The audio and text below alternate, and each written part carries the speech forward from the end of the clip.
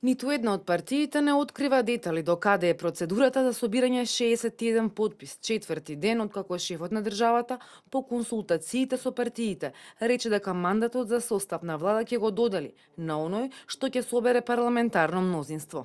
Од СДСМ денеска рекоа дека работат на изнаоѓање брзо и ефикасно решение за формирање на влада. Не прецизираат дали ќе има средба за Ахмети, дали добиле услови од ДУИ, ниту дали за партијата е прифатлива албанската платформа. Велат, кога некоја информација ќе биде зрела за споделување, ќе ја споделат. Кога се очекува средба за Ахмети?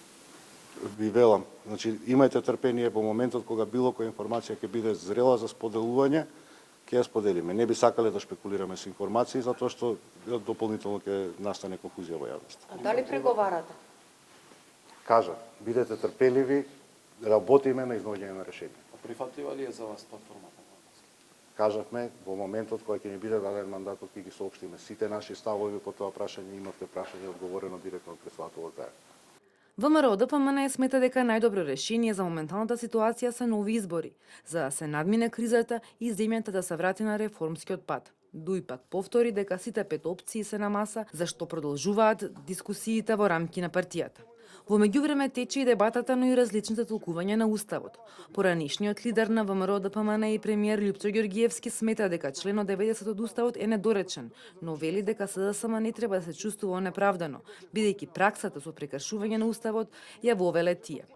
Во аргументи на ТВ Нова говореше за она што деновива јавноста се потсетува, а тој беше директно вклучен кога во 1992 година ВМРО ДПМН доби најмногу пратеници на изборите, но не успеа да формира владина коалиција, пошто тогашниот претседател Глигоров му го предаде мандатот на СДСМ.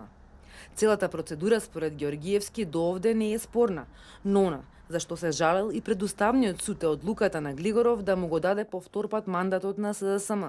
Откако Гошев не успел да формира влада, нов мандатар за состав на владата станал Црвенковски. За ова Уставниот суд одлучил дека нема прекршување на Уставот. Ѓоргиевски сепак смета дека поголемо прекршување било направено во 1990 година, кога Глигоров не сакал да им даде можност на кандидатите предложени од ВМРО ДПМН да состават влада. Тоа е настанато од 90-та година, значи 2 години пред 92 година, кога ВМРО ДПМН нели си ги освои 38 или 9 беа пратеника. И тогаш по силата на нештата го чекавме мандатот.